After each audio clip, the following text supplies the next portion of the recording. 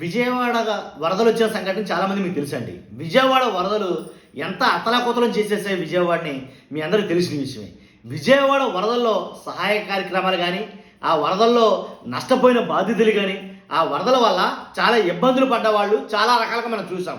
ఇవన్నీ ఒకటి అయితే కనుక కూటమి ప్రభుత్వం హైలైట్ చేసిన అంశం ఏంటంటే, విజయవాడ వరదల గురించి కూటమి ప్రభుత్వం హైలైట్ చేసిన అంశం ఏంటంటే, జగన్మోహన్ రెడ్డి గారు ₹1,00,00,000 ఇస్తానన్నారు కదా, ఇచ్చారా లేదా?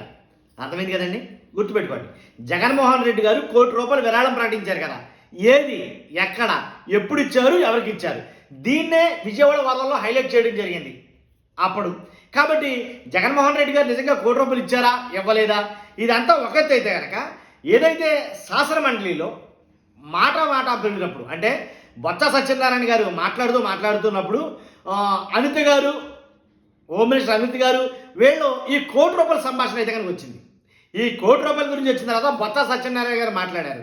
ఆయన మాట్లాడింది ఏంటి, జగన్మోహన్ రెడ్డి గారు ₹1,00,00,000 ఖర్చు పెట్టారు విజయవాడ వరదల్లో, కావాలంటే బిల్లులతో సహా మా దగ్గర ఎవిడెన్స్ ఉంది, మీకు చూపిస్తామని అన్నారు.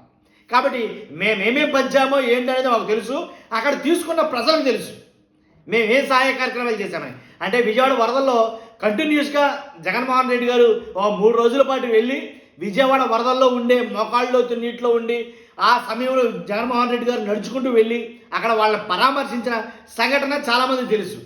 కాబట్టి అప్పుడు చేపట్టిన వరద సహాయక కార్యక్రమాల భాగంగా నిత్యావసరాలని, పాలని ఇవన్నీ మేము అందించాం, వీటికన్నిటికీ బిల్లులు ఉన్నాయి అనే చెప్పన్నారు.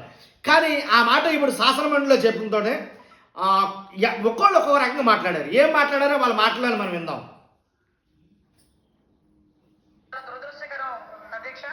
ఎందుకంటే సుమారుగా నదీ ఆక్రమణలు విజయవాడ నగరంలో విపరీతమైన సమస్యగా తయారైన అధ్యక్ష, ఇంచుమించుగా కోకొల్లుగా విస్తరించిన నేపథ్యంలో అధ్యక్ష, ఈ బుడమేరు అన్నది నిజంగా ఆ రోజు వరద రావటం అన్నది నిజంగా చాలా దురదృష్టకరం. విజయవాడ ప్రజలే కాదు అధ్యక్ష, ప్రపంచం అంతా ఒక్కసారి తెలుగు వాళ్ళందరూ కూడా విజయవాడ వైపు చూశారు. ఆ సమయంలో బుడమేరు డైవర్షన్ ఛానల్ సామర్థ్యాన్ని దాన్ని గత ప్రభుత్వం అలాగే వదిలేసింది. దానికి పర్యవసానంగా మన బుడమేరు వరదలకు కూడా మనందరం కూడా అందరూ ఫేస్ చేయాల్సి వచ్చింది అధ్యక్ష. ఇప్పుడు అధ్యక్ష, ఈ బుడమేరు వరదలు వచ్చిన తర్వాత గౌరవ ముఖ్యమంత్రి గారు ఒకసారి చూశారు అధ్యక్ష, గౌరవ ముఖ్యమంత్రి గారు సుమారుగా 11 రోజుల పాటు మళ్ళా తిరిగి విజయవాడ ప్రజలు రోజువారీ సాధారణ జీవనంలోకి వచ్చేటంత వరకు ప్రజలకి ఆహారం కానీ అగ్గిపెట్టెలు కొవ్వొత్తులు కూడా లేని సమయంలో అవి కూడా సరఫరా చేయాలని ఒక ఆలోచన వచ్చిందంటే దానికి మన అందరూ కూడా గర్వపడాలి అధ్యక్ష. ఈ రోజు కరెంటు పోయి నీళ్ళ లోతులు నిలువెత్తు నీళ్ళలోని ఇళ్ళలన్నీ మునిగిపోయి ఉంటే కనీసం ఆ సమయంలో నేనున్నాను అధ్యక్ష. ఆ రోజు నేను ప్రత్యక్ష సాక్షిని.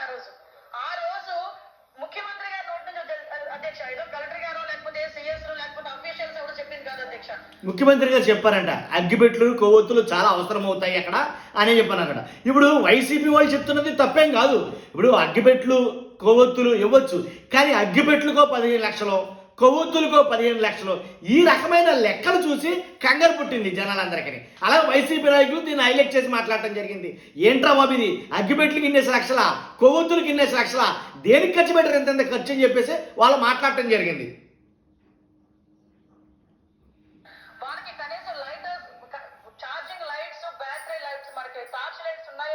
ఉంటాయో లేదో తెలియదు, కనీసం వాళ్ళకి అగ్గిపెట్లు కొవ్వొత్తులు కూడా అందించాలి అని చెప్పి ఇమీడియట్ గా అక్కడి నుంచి సరఫరా చేసిన పరిస్థితి నుంచి అధ్యక్ష. అక్కడి నుంచి అధ్యక్ష సుమారుగా ఆహార పొట్లాలు ఎలా పంపిణీ చేశాము, మిగతా ప్రాంతాల నుంచి ఎలా వచ్చిందో అవన్నీ కూడా మనందరూ కూడా చూసుకున్నాం అధ్యక్ష. చాలా క్లియర్ గా ఏ దగ్గర నుంచి ఎంతెంత వచ్చింది అన్నది, ఏ నెలలో ఎంతెంత వచ్చింది అన్నది చాలా క్లియర్ గా చెప్పాం అధ్యక్ష. దీంతో పాటు అధ్యక్ష, ఈ బుడమేరుకు సంబంధించి ముఖ్యంగా విజయవాడ వరద బాధితులు ఎవరైతే ఉన్నారో వాళ్ళు ప్రతి ఒక్క ఇంట్లోనే అధ్యక్ష సామాన్లకు డబ్బులు ఇచ్చాం, వెహికల్స్ పాడైపోతే వాటికి రిపేర్స్ కి డబ్బులు ఇచ్చాం, కొన్ని వెహికల్స్ మొత్తం కండెమ్ అయిపోతే వాటికి తిరిగి కొనుక్కోవడానికి డబ్బులు ఇచ్చాం, కొన్ని వ్యాపారాలు దెబ్బతింటే వ్యాపారాలు తిరిగి పునరుద్ధరించుకోవడానికి బ్యాంకర్స్ తో సుమారుగా ఈఎంఐస్ కూడా కట్టుకోవడానికి ఇబ్బంది పడితే కనుక వరద సాయం అంతా మేము డైరెక్ట్ బెనిఫిట్ స్కీమ్ ద్వారా ప్రతి ఒక్కరికి కూడా అందించిన తర్వాత ఇంకా ఎవరైనా చాలా మంది, ఇందాక మన సోదరులు అన్నారు, చాలా మంది ఇంకా బయటకు వచ్చి మాకు అందలేదని అన్నారని. అందలేదు అని చెప్పిన ప్రతి ఒక్కరిని కూడా వెరిఫై చేసుకున్నాం. వాళ్ళకి కూడా విజయవాడకి రిలీజ్ చేయడం. ఆ రోజు విజయవాడ వరద బాధితుల్లోని మీరు ఉన్నారని ఒక సందర్భంలో మీరు కూడా నాకు చెప్పారు, మీరు ఎవరో సంథింగ్ మీరు కూడా చెప్పారని చెప్పారు.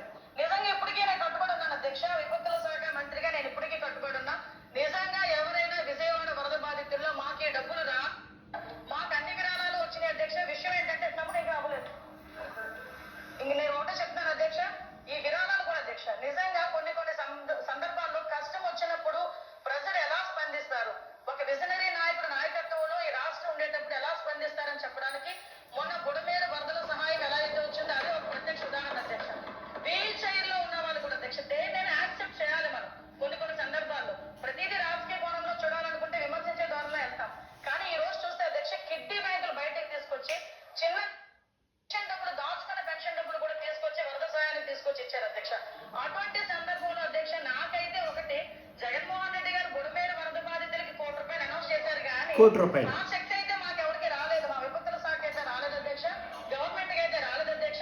ఆ సంగతి కూడా కొంచెం తెలుసుకుంటే మంచిది అధ్యక్ష.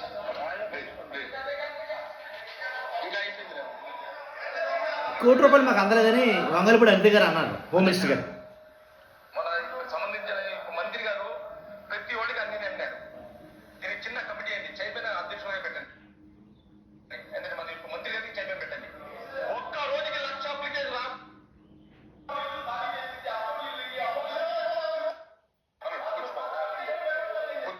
కంప్లైంట్ కలెక్టరేట్ అధ్యక్ష చాలా అన్యాయంగా మాట్లాడుతారు అధ్యక్ష. బొత్స సత్యనారాయణ గారు 1,00,000 అప్లికేషన్ రాకపోతే నేను ఏం చర్య తీసుకున్నా నేను సబ్మిట్ చేయమని చెప్పేసి మైక్ ఇచ్చే తీసుకొచ్చి ఓకే అప్లికేషన్స్ ఏమైనా తీసుకోండి, సబ్మిట్ చేయండి. ఇటువంటి కంప్లైంట్స్ ఏమైనా ఉంటే పత్రిక ఎలా ఉందో వార్తలతో విజ్ఞత వదిలేయాలి అధ్యక్ష. సరే ఆ వరదలు వచ్చారు ప్లీజ్ అన్ని కూర్చోమా కూర్చోవయ్యా. బొత్స సత్యనారాయణ గారు మాట్లాడతారు, అందు గురించి వెయిట్ చేస్తాను. అమ్మ ఒక్క నిమిషం ఒక్క నిమిషం ఒక్క నిమిషం.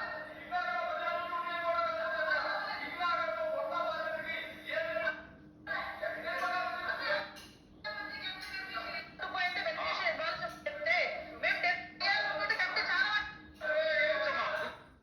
ప్రతిదీ కూడా కడుతూ చూసాం. అయినా మాది అథారిటీ కాబట్టి ఎవరైతే విక్టిమ్స్ ఉన్నారో వాళ్ళకి ఏం జరిగిందో అవన్నీ కూడా సత్యం మా సమాజానికి అందరికీ తెలిసే అధ్యక్ష.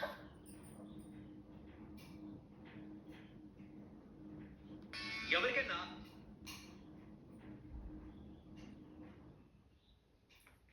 బొత్స సత్యనారాయణ గారు కూడా ఆయన వాదన వినిపించారండి.